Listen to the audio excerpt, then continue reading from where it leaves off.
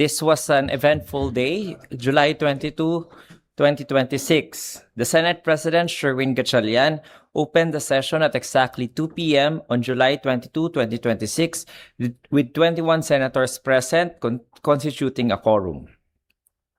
For some administrative matters, the impeachment court sent out today, July 22, 2026 at 8:44 a.m. the subpoena issued to the Anti-Money Laundering Council, Bank of the Philippine Islands, BDO Unibank, Philippine Savings Bank, Metropolitan Bank and Trust Company, Security Bank Corporation, Land Bank of the Philippines, and the Bureau of Internal Revenue, which was received by the BIR at 2:24 p.m. The impeachment court issued a subpoena to Violeta Camposano and Denita Constantino, the representatives of the Land Bank, to be present on Wednesday, July 30, 2026. For incidental matters, the presiding officer Escudero reminded everyone that the affidavit of Mr. Las Cañas should not be taken as the truth, authenticity of what was stated therein, but as merely for the limited purpose of proving that it was issued by the NBI as an open source information only. The presiding officer Escudero also clarified that the impeachment court has no majority or minority and that it is fair in liberally applying extensions of time to make clarificatory questions or interjections upon the point of order raised by Senator Judge Raffy Tulfo on the length of time spent in asking or making clarificatory questions or interjections. The presiding officer Escudero also reminded the parties on the transfer of markings and comparison of video evidence to be held tomorrow, July 23, 2026 at 10 a.m. He also highlighted the fact that the House Prosecution Panel only spent 6 days out of 11 days allotted for Article 4, for which 3 days were allocated for administrative matters. The presiding officer Escudero also gave a soft suggestion for both the parties to reconsider the appearance as counsels of the respective spokespersons in order to avoid possible violations of Rule 18 of the rules. For the presentation of evidence in chief for Article 4, the Respondent's Counsel, Attorney Vinluan, continued his cross-examination of witness NBI Director Attorney Melvin Matibag. House Prosecutor Congresswoman Jervel Luistro manifested that the House Prosecution Panel will not conduct any more redirect examination. The witness was excused at 4:37 p.m. In the middle of the cross-examination, Senator Judge Ping Lacson interjected to clarify the recommendation of his committee to file perjury cases, but he never filed such pertaining to the testimony of the person referred by the witness, Arturo Las Cañas. During the continuation of the presentation of the prosecution's evidence in chief, Senator Judges rigorously interpellated the witness and manifested critical observations to the respective panels. For the guidance of the media, the court's inquiries have been categorized into 5 major evidentiary themes. Theme number 1, substantiation of the alleged contract and profiling of persons of interest. Senator Judges scrutinized the NBI's timeline, the evidentiary threshold of confirming the existence of a contracted assassin, and the criteria for designating individuals as persons of interest. Senate President Sherwin Gatchalian and Senator Judge Amy Marcos tested the definitiveness of the alleged murder contract. Senator Marcos highlighted an investigative timeline issue, questioning how the NBI can be certain a contract exists while simultaneously expressing uncertainty regarding the identities of the persons of interest. Senate President Gatchalian asked about the probability that these POIs or persons of interest might ultimately turn up nothing. Presiding Officer Chis Escudero probed the operational details, inquiring if actual payment to the alleged contracted person had been established and whether that individual's background legally factors into assessing the seriousness of the threat. Senator Judge Erwin Tulfo demanded specifics on the methodology the NBI utilized to formulate findings regarding the hiring of an assassin, how individuals are elevated to POI status, and requested their specific backgrounds. Senator Judge Risa Ontiveros and Senate President Gatchalian focused inquiries on the Vice President's security complement. Senator Ontiveros asked how many security personnel were considered as POIs and if their sheer volume factored into the NBI's assessment of the threat's believability and capacity. Senate President Gatchalian formally clarified for the record that these security members are government personnel subject to routine reassignments. Senator Judge Bam Aquino verified whether the investigation into these POIs encompasses transnational crimes, noting its inclusion in the governing administrative order creating such. Theme number 2, mandate, scope, and interagency coordination and task force. Senator Judge Villanueva inquired into the task force's agenda over the next 3 to 6 months, asking if its investigatory scope is limited strictly to individuals surrounding the Vice President or extends to broader allegations regarding the Davao Death Squad or DDS. Presiding Officer Escudero and Senator Judge Erwin Tulfo examined interagency coordination. They inquired into the historical precedents of task forces created specifically for VIP threats, whether the Presidential Security Group conducts parallel assessments, and if the PSG was formally informed of the current threats. Presiding Officer Escudero additionally asked if the task force's mandate still actively pertains to threats made by the Vice President. Senator Judge Amy Marcos questioned the ongoing necessity for the creation and maintenance of the task force. The impeachment court for Team 3 examined the NBI's objectivity investigating potential procedural disparities in how different subjects were investigated. Senator Judge Ping Lacson inquired into investigatory consistency, asking why the respondent was investigated and recommended for DOJ prosecution while Mayor Baste Duterte was not investigated. He further questioned whether the task force was formed due to the statements of Mayor Duterte or the respondent. Senator Judge Rafi Tulfo compared the current investigation to prior law enforcement operations. He questioned the procedural disparity in the execution of warrantless arrest, asking why they were aggressively affected by law enforcement in other cases but not in the present context, and sought to identify the authorities who ordered those prior arrests. Theme number 4, evidentiary weight of extrajudicial settlements or statements, retractions and witness credibility.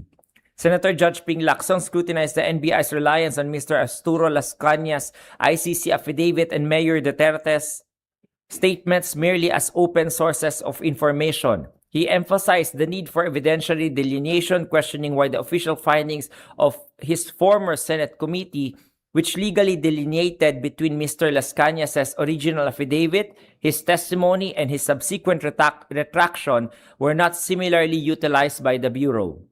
Senator Judge Risa Ontiveros asked whether the Vice President had formally answered the allegations contained in the Las Cañas affidavit and probed the witness on the underlying psychological or contextual reasons why a person might alter their testimony.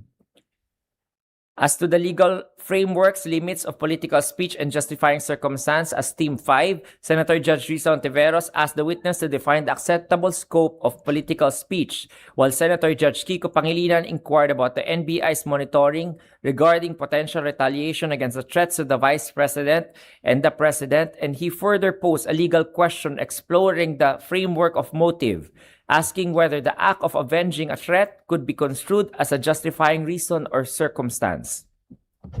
Following rulings by the presiding officer Escudero on various evidentiary motions and objections by both parties, the trial was adjourned.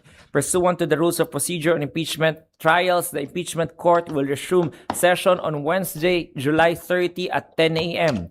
The agenda is the start of the presentation of the House Prosecution Panel's case-in-chief for Article 2, with its first witness, Nenita Constantino and Violeta Camposano, both from Land Bank. Okay.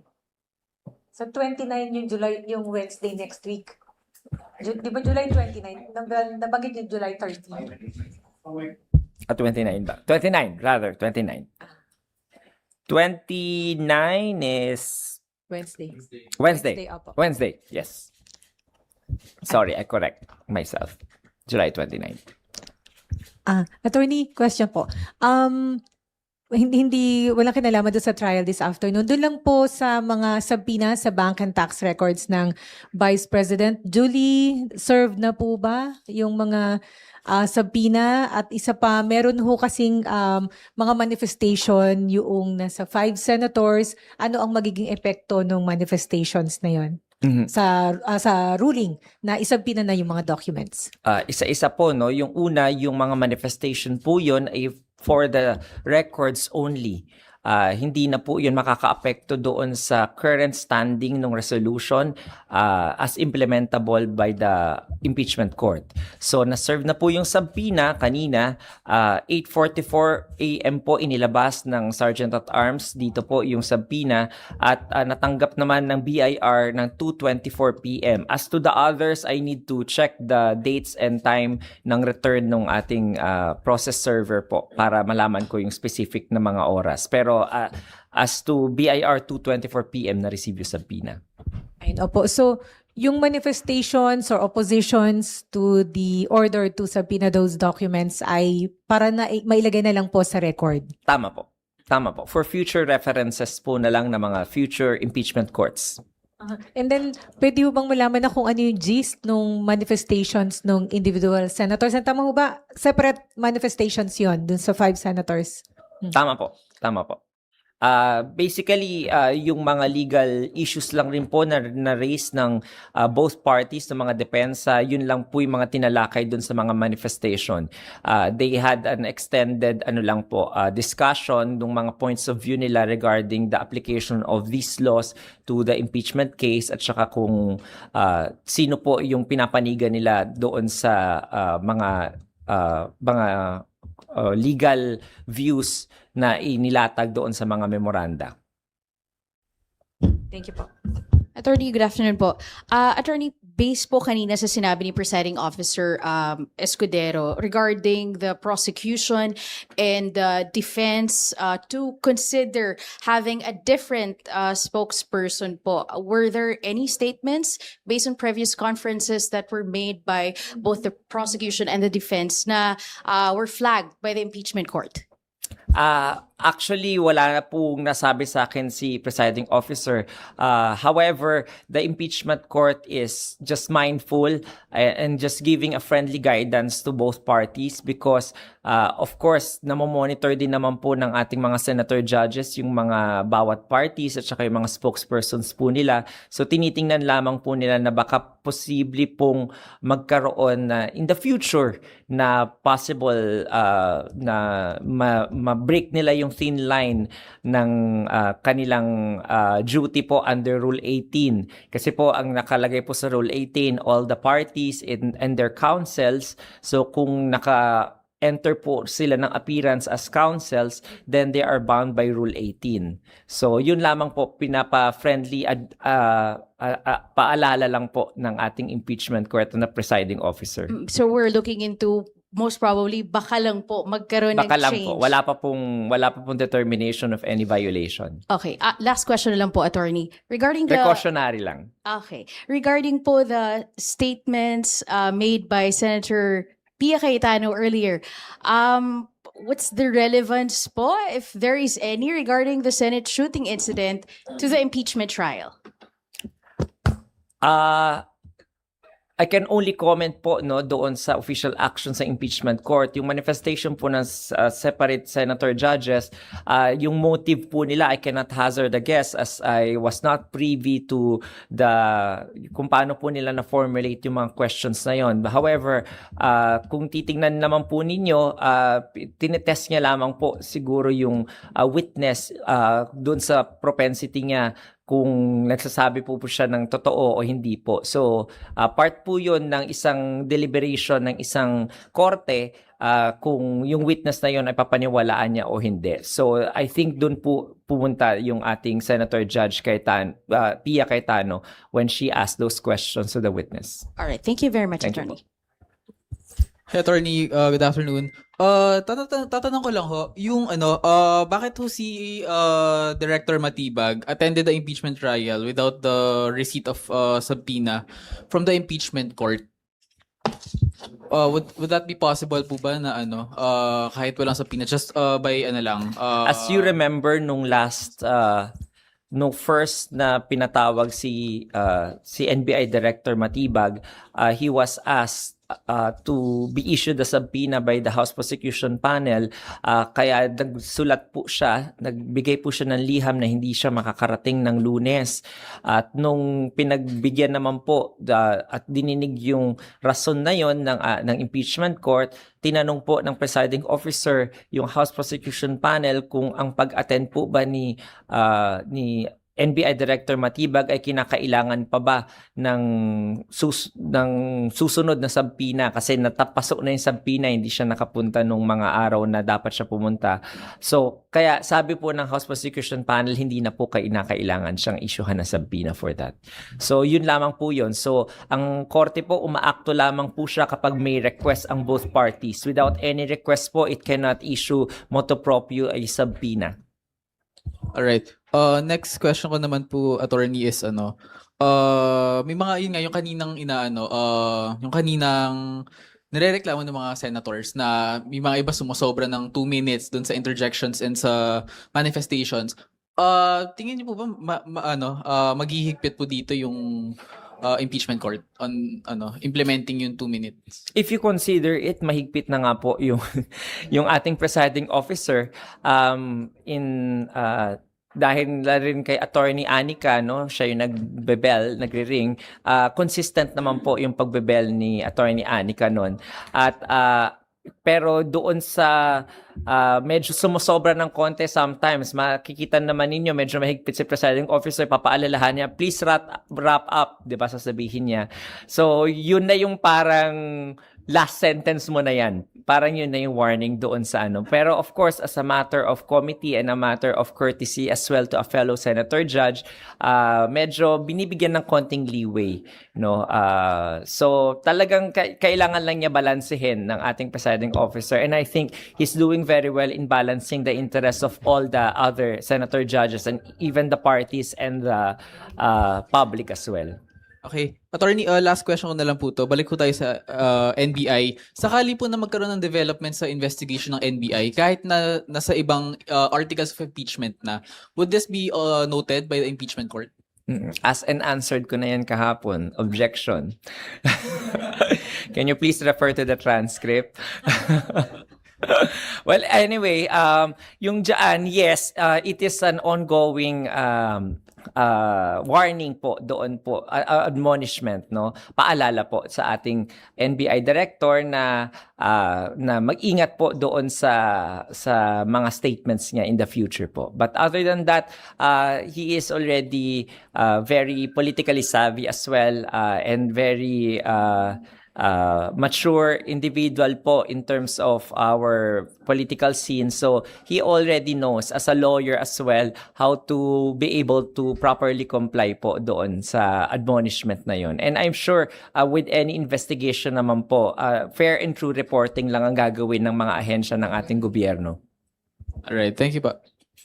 Hi, magandang hapon po, Attorney. Hi po. Wala rin kinalaman sa trial kanina, pero may mga nagtatanong lang kung magkano ba ang ginagastos ng impeachment court every trial day, at saan kinukuha ang budget na ito? Yeah. Actually, may nagtanong na yan sa akin nung first few press briefings natin. I already brought it up to the Senate President Sherwin Gatchalian, and I forgot to ask the numbers from him. So I would need to get back to you about that, siguro by next week. At saka may letter pa daw na parang yung defense panel, or si VP Sara sumulat daw kay Senate President na pinasho-shoulder yung catering, logistics every time they attend to the trial. Yun ba'y sagutin ba talaga ng court ang gastos, logistics for accommodating both the prosecution and the defense sa kanyang bakuran? I'm sorry, I need to get back to you about that information. I am not privy to that information. And also, medyo labas na ng pay grade ko yan, no? Yung about sa finances ng Senado, hindi ko po scope or area of responsibility yan. I would need to ask clearance and then kung meron pong information about that. Thank you, Attorney. Attorney, during the questions po ni Senator Judge Padilla kay Director Matibag, may na-call out po si Senator Padilla na may nag-side comment. Kindly enlighten us, ano po bang nangyari doon? Yung kanina po, mga ano lang po yon kasi may mga reaction po doon sa statements ni Senator Judge Robin Padilla. Tapos yung I think napanood nyo naman po lahat, no? Yung sinabi niya na parang pinapanigan yung House Prosecution Panel. So I think the House Prosecution Panel was just making a gesture lang na sinasabi na kasi prosecution kami, parang ganon. So talagang may side kami. So I think yun lamang po yung yung concern ni Senator Judge Robin Padilla na ni-raise niya po sa presiding officer, kaya po nagpaalala yung ating presiding officer na to be silent and to behave when we are convened as an impeachment court. Sir? One last question. As we move forward po sa Article 2, kindly refresh us kung ano po yung madidiscuss doon, ano po yung pwedeng matanong doon sa dalawang witnesses po na ipapatawag po. Okay. Yung sa Article 2 po, it is about unexplained wealth. So, yung mga pinasabina po na mga testigo at saka po mga dokumento, subpoena do sa stecum tsaka testificandum, sanay na kayo dun sa mga terminology na yun. Yung next week po nakaschedule, yung mga land bank representatives po, I think mga cheque yung dadalhin po nila at nakakomply na rin po nila yun, na ibigay na nila sa clerk of court yung mga checks na pinasabina do sa stecum. At yun po, I think they will just identify based sa purpose na nilagay sa pre-trial brief, na i-identify nila yung mga checks na yun as existing at saka yung flow po ng money. So, yun lamang po yung purpose ng testimony niya. As to the more specific and general purpose, maririnig po natin yan kapag pinatawag na po sila, tapos tatayo po yung prosecution counsels at sasabihin po nila mag-o-offer of testimony po sila. So, doon po sa offer of testimony, yung very specific na purpose for the witnesses. So, what I can just say is the general purpose na nilagay po nila sa pre-trial brief nila. Attorney, balikan ko lang po dun sa incident kanina kay Senator Judge Robin.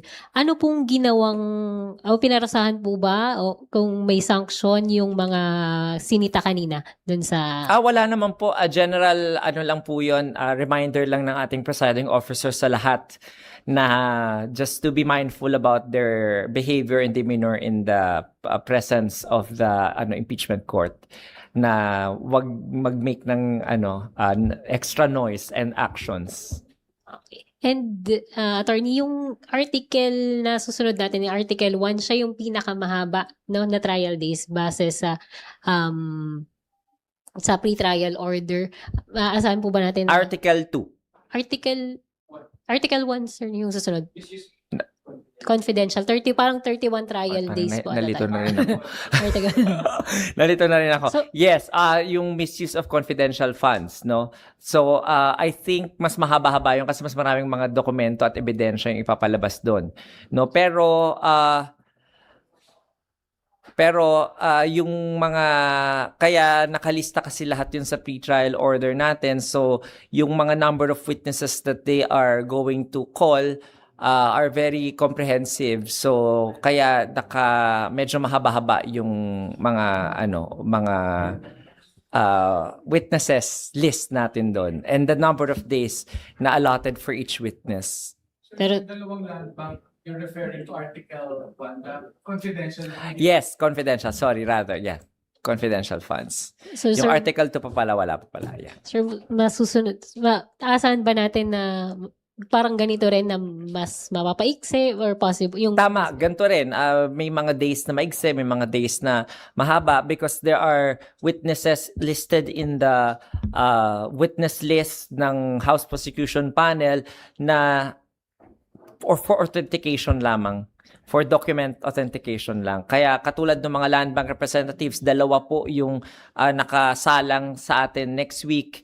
So doon sa dalawa na yon, baka mabilis lamang po yung pagtatanong sa direct examination tsaka sa cross, or baka po kung authentication lang yun, baka stipulations lang po ang pwedeng mangyari, kaya maikli lang. So yun po yung mga possibility within the realm of possibilities. Attorney Angelo po of Bombo Radio. Attorney, sa statement lang po ni Senator Judge Alan Cayetano, yung sinabi niya na may Senator Judge for the prosecution and Senator Judge for the defense team. Ano po yung take ng impeachment court dito, knowing na meron silang mandato na kailangan nilang maging impartial as Senator Judge? Sorry, can you repeat that? Yung statement po kanina ni Sen. Alan na meron po daw Senator Judge for the prosecution and Senator Judge for the defense. Ano po ba yung take ng impeachment court dito, knowing na kailangan nilang maging impartial as Senator Judge dito sa impeachment trial? Katulad ng sinabi ni Presiding Officer Escudero, noted. So yun lang po yung official na doon, noted. Thank you, Attorney. Follow up ko lang po yung tungkol sa letter ni Vice President Duterte. Yung nire-request niya na sagutin ng Senado yung expenses. Would you know po kung napag-usapan na ito ng Senator Judges? And pwede niyo i-confirm yung sulat ng Vice President? I cannot confirm nor deny the existence or authenticity of that letter kasi hindi pa po kami nakakapag-usap about that. Even the Senate Secretary, hindi ko pa rin po natatanong about that. So I don't have any comment about that letter for the meantime. Okay po. Ang request po kasi doon sa nabasa namin, attorney, ay sagutin ng Senate yung expenses sa pagkain, tapos bilhin lang doon sa official caterer o accredited caterer ng OVP. Opo. Pero as far as you know, KKB po ba yung prosecution at defense doon sa kanilang mga food and beverage? Katulad na nasabi ko po kanina, it is beyond my payroll. Hindi ko po alam yung scope ng Senate Finances at saka yung mga budgets po regarding yung mga tungkol sa pag-hold ng mga defense at saka ng House Prosecution Panel dito sa Senado. Baka po iba pong opisyales ng Senado yung makakapagsagot po sa inyo yan. Baka po pag kay Senate President Sherwin o kay Secretary Bantong po, baka po sila ang mas may alam po dyan. Yeah, pero since ang impeachment court ay akin to regular courts, Opo. ano ho ba ang patakaran sa regular courts? Sumasagot ho ba ang mga korte sa food and beverage ng mga abogado ng either prosecution or defense? And or? As a matter of fact po ay nasa general lang po, general concept and statement. Of course wala po pong ganun na ginagawa yung courts natin. Thank you, attorney. Thank you po. Thank you.